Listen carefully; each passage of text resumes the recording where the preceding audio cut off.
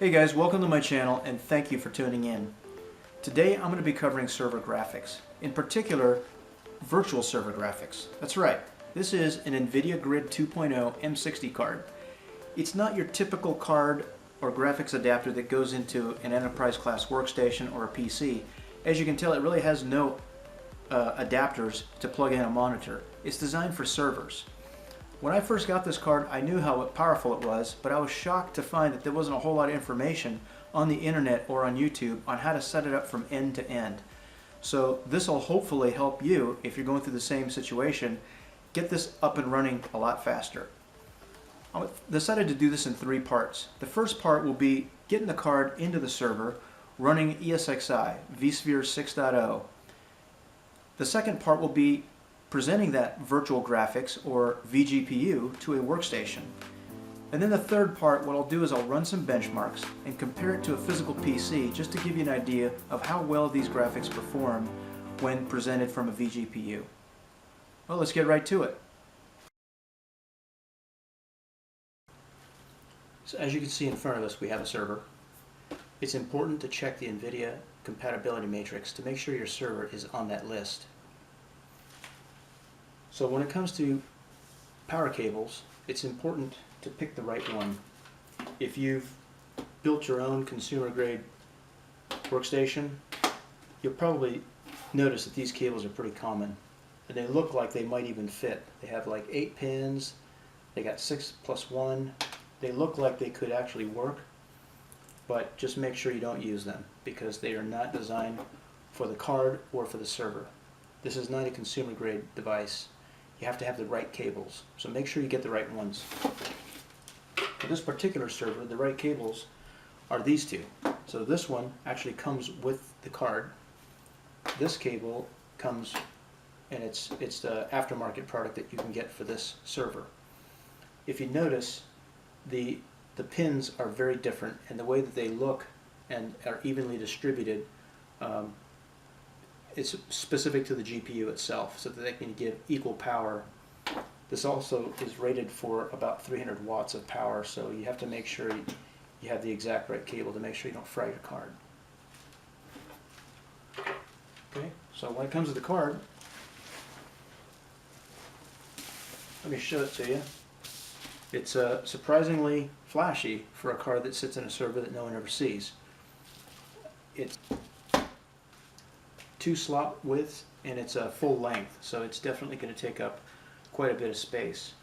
Make sure you've got the right slot and the right cables. Okay, so let's get on to installing it in the server. Make sure you have the power turned off, all the power plugs unplugged. Pop open the server. We're going to go ahead and put it in this slot. This is basically the appropriate slot that has the right bandwidth on the PCIe bus. It also has a slot number 4 and 5 on this particular server. So if you're using this server, this is the only slot that you can actually put it in. Let's pop these slot covers out. And we'll go ahead and install the card. It's pretty wide, like I said. So just be careful how you get it installed in there.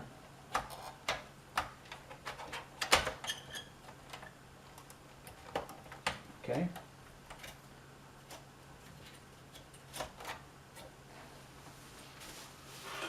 Okay, so next I'm going to plug in the power cable. So let's get these things plugged into the correct slot. Okay. So we plug this into our PCIe slot, power slot.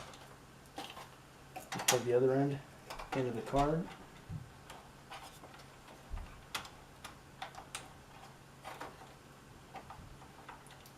And then I kind of tuck these cables down in here so that they're not in the way of anything and they don't restrict the airflow. That's pretty much it. Put the cover back on and we'll power back up.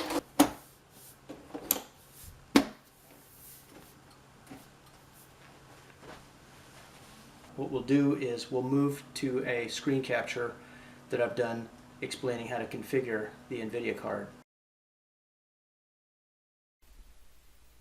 Okay, so now that the server has been rebooted, it's sitting here at the ESXi console. I'm actually just consoled into the server, so I don't have to stand in front of the loud noise of the fans. So what you do is you just go into the ESX console, and what we need to do is we need to enable the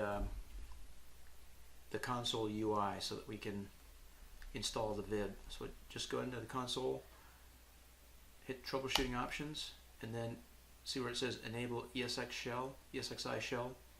It's set to disabled at the moment. If you hit enter, it enables it. And it doesn't require a reboot. That's kind of nice. Okay, so just escape out of that. And what we can do is we can flip over to the vSphere client. It's important that the host is actually put in maintenance mode. So let's go ahead and do that. Okay, so maintenance mode just makes the server ready to handle a reboot.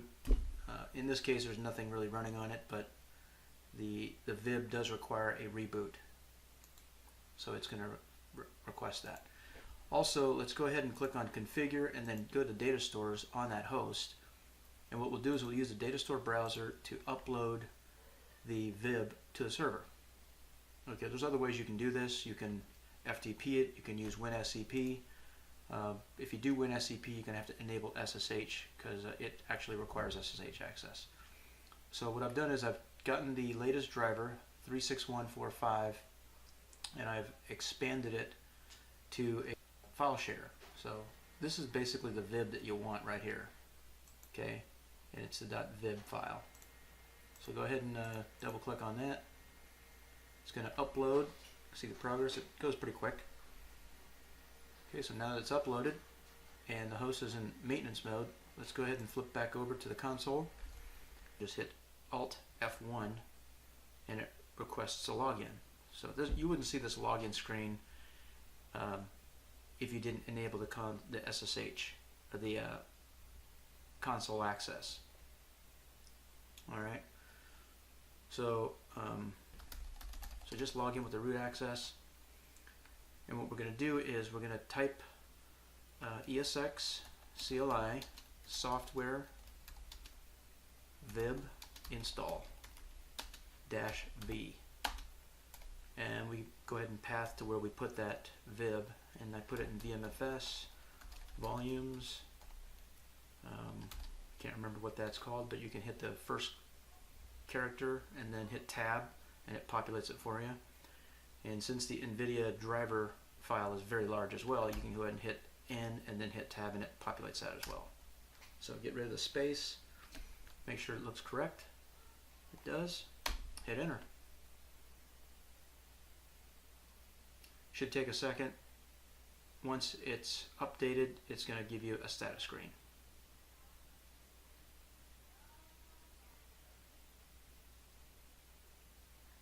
Okay, so it says operation completed successfully, which is what we want to see.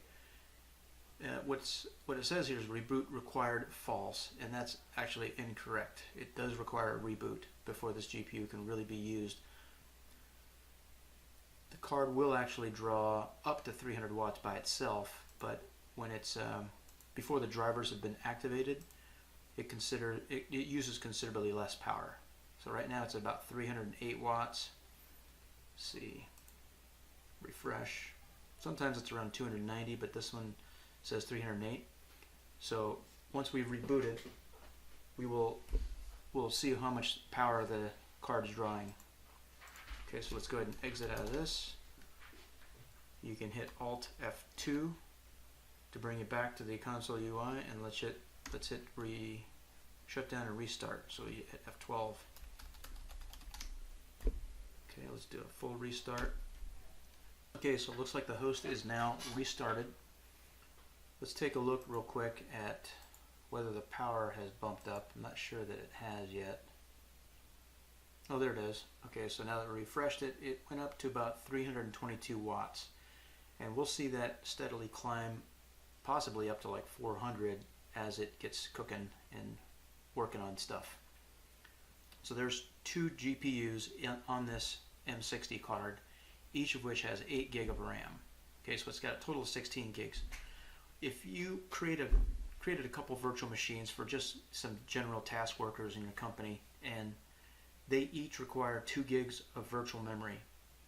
When those 2 machines start, what will happen is VMware will automatically split both of those onto 2 separate GPUs. It leaves, of the 8 gigs, you'll have 6 gig free on each GPU. But say you create a third VM and you have some high-end developer or CAD engineer that needs a full 8 gigs of video memory. When that machine starts, he won't actually be able to get any allocation of memory because there's no single GPU that has 8 gigs of memory. And basically he'll be starved for resources and won't be able to start until you shut one of the machines down and actually create this 8 gigs that it needs. So what we can do is we can go into vSphere, the ESXi Host, and make a modification to a config file. And what it'll do is, instead of evenly balancing them, it'll consolidate those resources. So if you have smaller VMs, they'll all fit onto one GPU, and it'll try to maintain as much free GPU space on an empty GPU as possible. Okay, so to rectify that situation of consolidated VMs, what we do is we go into the host, hit Alt F1, and we log in. Okay, and what we're going to do is we're going to go into VI. If you're not an expert at VI, don't worry, I'm not exactly an expert myself. We edit the file. Basically, to add a line, you go down to the very area where you want to add something, and you hit I.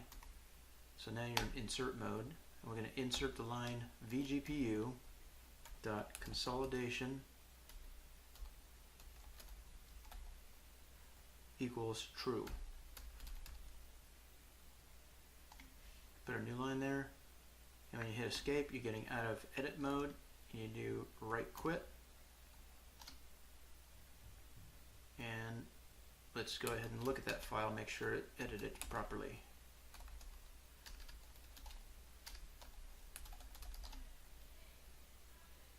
Okay, so we've got that. So we don't have any VMs yet, so by the time we get to that point, we'll test it.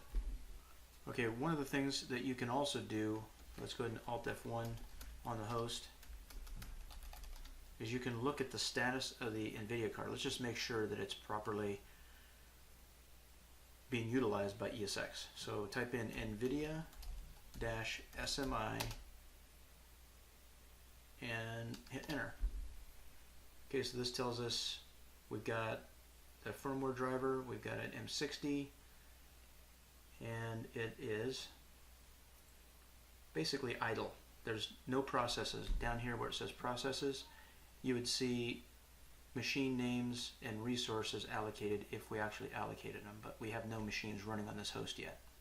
Okay, but it tells you pretty good information. It tells you it's at 65 Celsius.